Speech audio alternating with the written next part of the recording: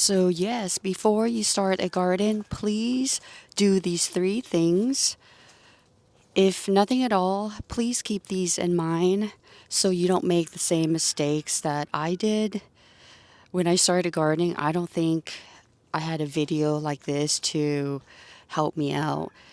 And I would like to help you out. This is based on my experience with gardening at least 6 years now, doing lots of trials and errors, redoing mistakes, things like that. And I don't want you to have to be in the same situation if we can help it. So these are not in any particular order. So the first one is please find out where your underground lines are. If you have a septic tank, for example, find out where your septic tank is, find out where your leach fields are. And you can call a service, call 811.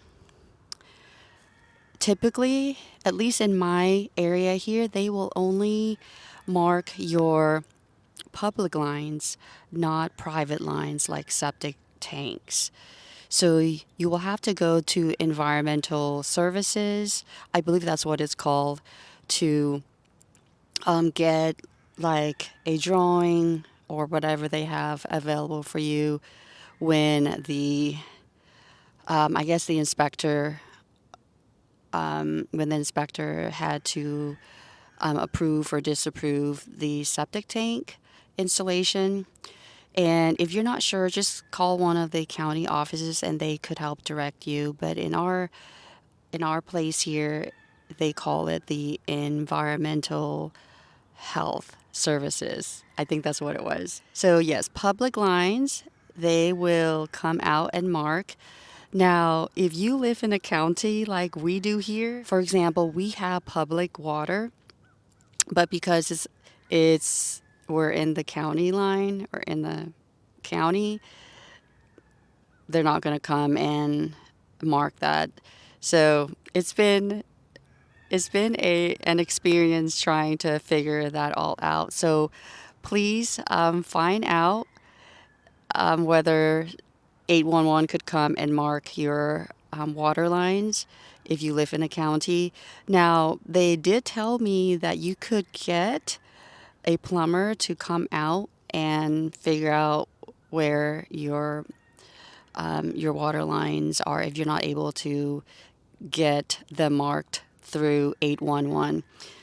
I don't know the cost. We have not gone that route yet. I don't know if we will. So, anyway, just wanted to give you an update on that.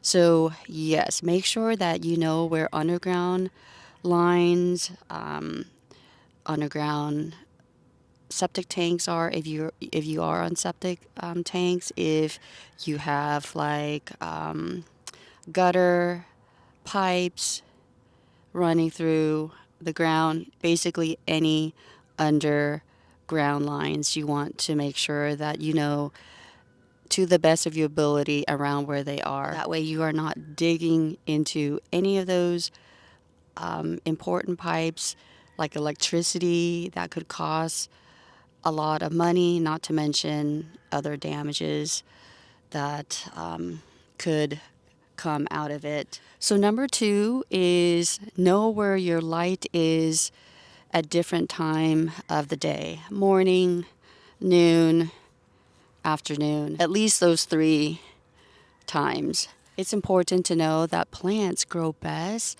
with the right kind of lighting. Some plants grow best in full sun, some plants grow best in part sun or part shade, some plants grow best in full shade. So, full sun, full direct sun is more than 6 hours of direct sunlight, and part shade, part sun, I consider those the same.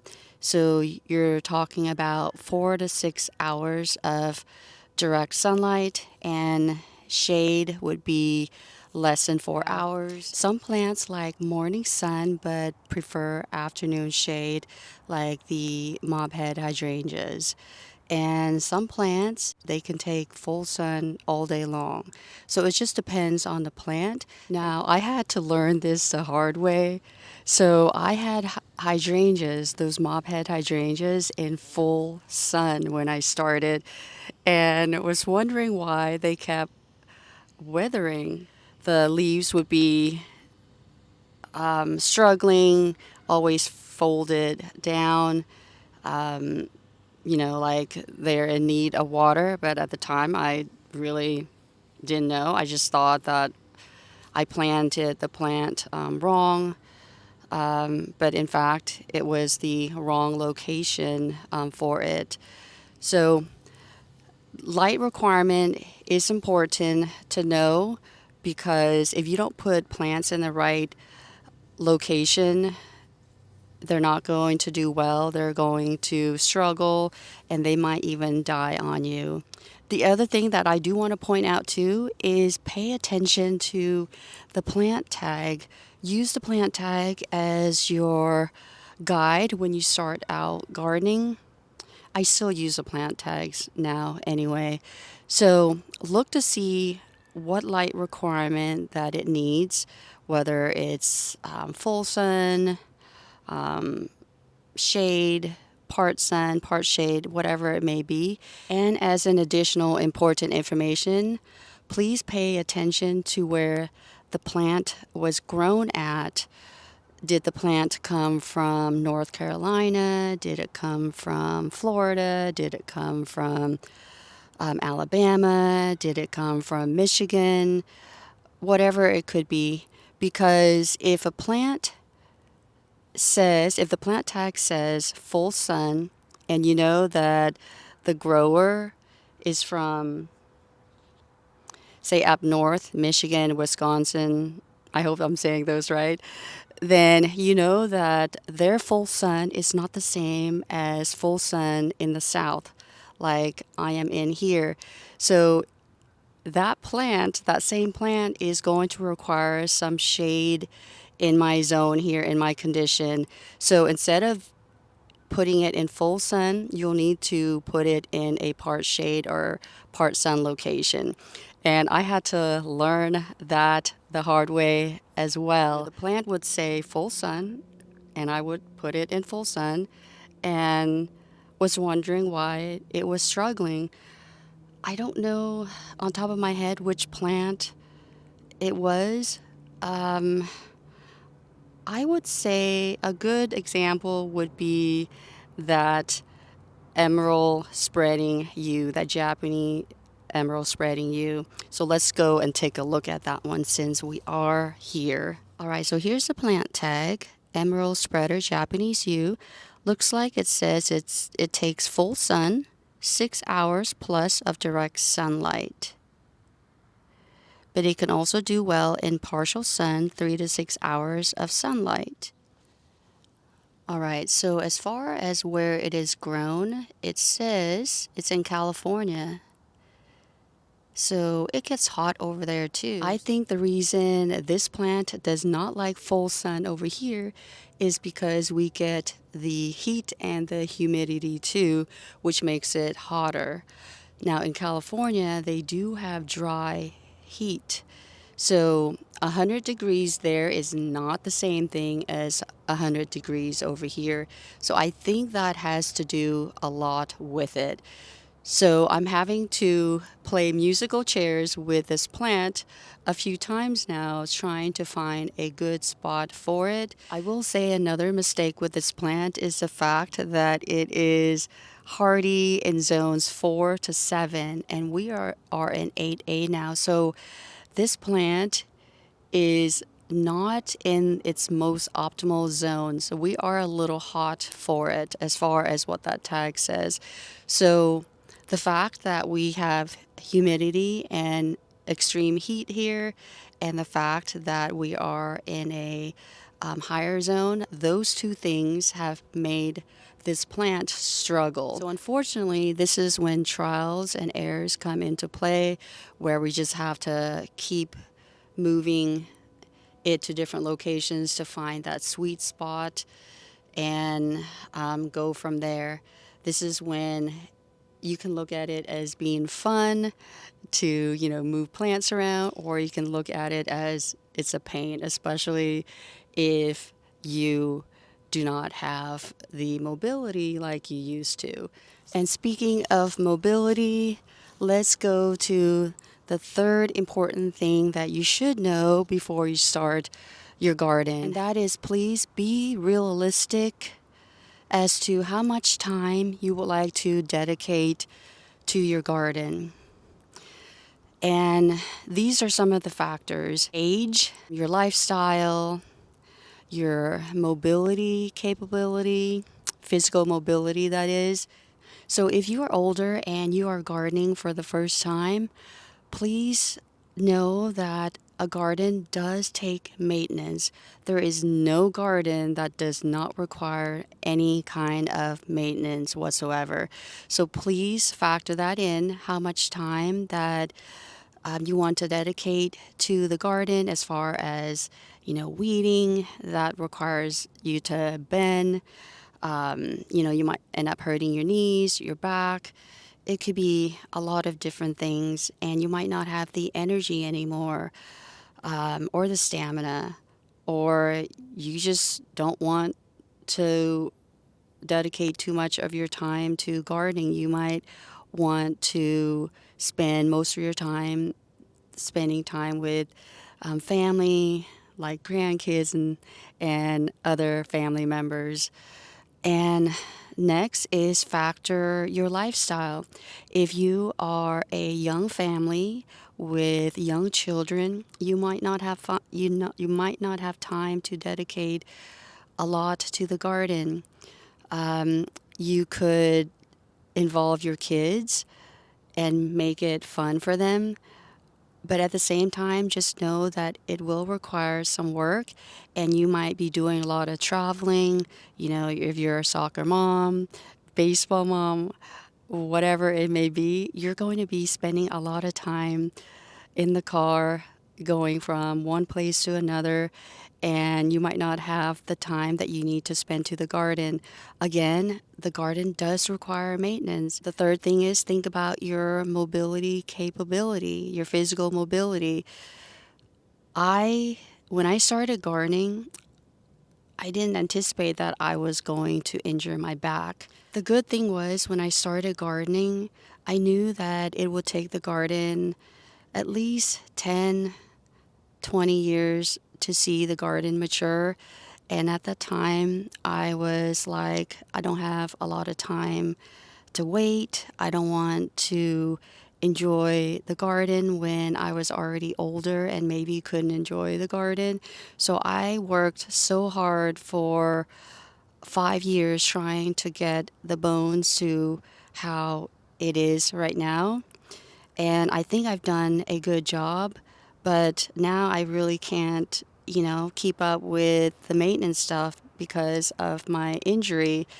So that is unfortunate and something that we don't anticipate. So please factor that into that there's a possibility that something could go wrong. And of course, as we age, our mobility is not as good as before. So just think about it. A garden takes at least 5 years to see something, and then 10 to 20 years to see that maturity. By the time 10 to 20 years roll around and you're looking at 70, 80 years old, you spend all that work and you might not have time to enjoy the maturity of your garden. And I'm saying all of this assuming that you want to do this on your own without help from the professionals. If you could get help from professionals, if you have the ability, financial ability to do that, then that is great. I would love to have that. I would love to be in that situation where I could just hire somebody to maintain the garden, to do all sorts of things, but I don't have that luxury. So also, I like to take care of some of the maintenance. I don't want someone to have to do a lot of things for me, because that's the joy of gardening. You get to do lots of things on your own. So I do like that, and I know that I might not be able to do a lot like I used to. And the garden is getting more mature. It is still developing, of course, but I could see the maturity emerging. And now it's just a matter of continue to do the maintenance, continue to fill things in. And a lot of things require me to be lower to the ground. And I am not sure how much I can do anymore. So all in all, to say that please factor all of those things in before you start a garden. I'm not saying that you shouldn't start a garden at all. It just means that you might need to scale down. You might need to make it smaller, something that you can manage. If you are older and you would like to do container gardening, for example, that might be easier for you. You might want to do higher raised beds if you would like to grow edibles. So there are options for us older people. At the same time, we still need to know that we probably need to scale things down if we know we cannot maintain the load. We're going to go this way because the AC just came on, and sometimes you still hear the sound in the background there. Yeah, so these are three important things that you should do, or at least put in the back of your mind if you ever want to start a garden. I know there are other things that you might want to think about too, but I feel like these are the three most important things based on my experience. If you have been gardening for a while and you know of other important things for other people to know about, the new gardeners, besides these three things, please write them down in the comment section down below, and we would really appreciate it. I think I just spit. We would really appreciate it. Also, if you have not watched one of my videos on 3 things to avoid when thinking about being a gardener, I would recommend watching that as well, because I go into detail a couple more things besides the one I just spoke about today. The one thing was know about the underground lines. So anyway, thank you so much for watching this video. I hope you enjoyed it and found some of it helpful. If you did, please consider subscribing and liking this video. So that way it will let YouTube know, and will also let other people know too that are starting their gardening journey. Maybe they could find this video helpful. Again, I wish I had a video like this to watch when I started my gardening journey. It would definitely make my early gardening experience a lot more valuable, a lot more informative, so I wouldn't be making a lot of the mistakes that I am seeing right now. That I can go on and on rambling. So with that, thank you so much for watching this video. I hope you enjoyed it and found some of it helpful. And until the next one, I hope you take care. Bye for now.